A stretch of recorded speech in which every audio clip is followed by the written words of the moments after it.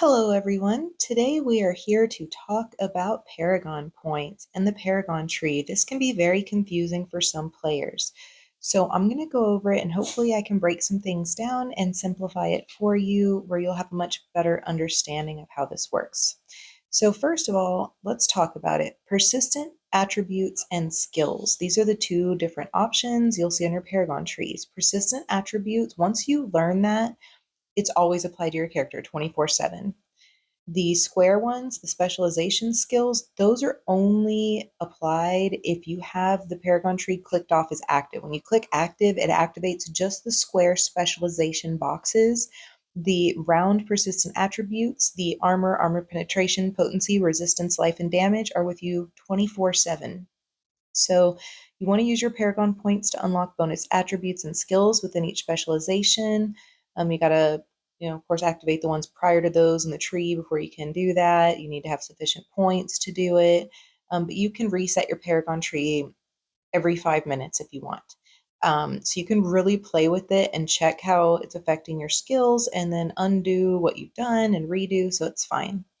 So I have taken away all my Paragon points right now. So this is what my character would look like if it had no Paragon points whatsoever. We have that damage of 12,071. We have life of 162,913 and combat rating of 31,921. You'll notice there'll be no change to my combat rating. I would have armor of 1393, armor penetration of 1375, potency of 1380, and resistance of 1356. So that is what my character looks like just based off of everything else that I have done with no Paragon points applied in my tree whatsoever. So now let's apply the Paragon points. Initially, for new players especially, it's very important that you do apply the points in this order, although there could be some controversy. There could be someone who says, oh, I always do it this way. There's someone getting technical on the application of my Paragon points. This video is probably not for you. It is a very basic one.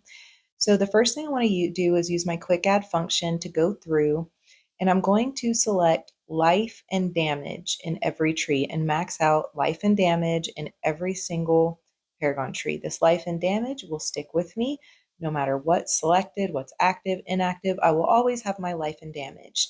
So if you use the quick add feature to do this, it makes it easier. You click quick add and then you just click anywhere it's life and damage in the tree and hit OK, and it'll just apply as many points as needed to get to those filled out. So that is what I'm doing first. And you can see just in the course of selecting the life and damage and maxing that out, it does light up some of the other attributes and skills, and that's okay. You're going to have to use some Paragon points randomly on your way to maxing out your life and damage. But I always max out life and damage first and foremost. And you'll kind of see why when I show my stats afterwards. So just continue down the tree. You may not have all of your different Paragon trees available to you. You will as you make your way through the Helicree bosses. If you can find a really cool player who will walk you through all the Helicree bosses all the way through Inferno 6 to unlock all of your trees, that is great. That is something you can definitely try, is to get someone to just carry you through. Ask your clan leader, bigger players in your clan, or just in the general world chat, hey, is there anyone who wouldn't mind running me through, carrying me through all the Helicree raids up to Inferno 6, that sort of thing. You might find someone who's really cool. There's a player in our kingdom, our server, Desolate Sands here, who I don't really want to say their full name because children might be watching, but it ends in bag. So thank you, Bag, for your carrying me through the Inferno 6 Helicree bosses so I could unlock all my points. So now that I have maxed out my life and damage on all the trees, we are going to take a look again at my stats and see what's going on now. Now, as you see, that damage has gone from 12,071 to 18,871. The life has gone from 162,913 to 246,073. There's been no change to my combat rating. It remains the same. And then if we do look at the more attributes of the the armor has gone from 1393 to 1713, the penetration from 1375 to 1435, the potency from 1380 to 1560, and the resistance from 1356 to 1676. And that's just the ones that happen to get caught up in the mix. The attributes that got caught in the mix when I was just maxing my life and damage. So now what we're going to do is we're going to go back to our Paragon tree, and we are going to go one by one, and we are going to see wherever we have an availability to put points in armor penetration, potency, or resistance without using additional points to get there. That's what we're going to do first. Anywhere where those are already available to us, we're going to apply any remaining points we have. We're going to go through and we're going to prioritize armor penetration, potency, and resistance. And we are going to get as far as we can on as many of these trees as possible, just focusing on those. We will go back and add some more points in here and there, scattering at the end, but that's what you want to do first. Max out your life and damage, then go back and see what of the armor penetration, potency, and resistance, the circles, the attributes are available that you can add points to without having to spend any points on specialization skills. Because those little square boxes, those specialization skills, they don't matter unless you have that tree is active anyway. Okay, but what's with your character all the time, no matter what you're doing, 24 hours a day, 7 days a week, is whatever points you have put into those circles. So we want to focus on those and go in and just see where can we add these points. If you do manage to get through all of the available places where you can go ahead and already add to those categories of attributes, then we can go back in and we can decide, okay, maybe there's some trees that we would like to have some of these specialization skills active because we use that tree. It's valid to us for some reason that we use on a regular basis, right? And we want to choose some specialization skills like that. Or maybe we get through and we have some extra points left after we do this, and we see that if we go to one of the trees, all we need to do is add 1 point to a specialization, and then we can unlock the ability to add armor penetration, potency, resistance on another tree or another slot on that tree. And we do that. So right now I'm getting down to the end of locating any armor penetration, potency, or resistance slots that are available to have points added to them as it is. And so this is the very last tree where I can do that. So you see I'm going in and topping those off. And we still have 99 points left after we've gone through those two steps.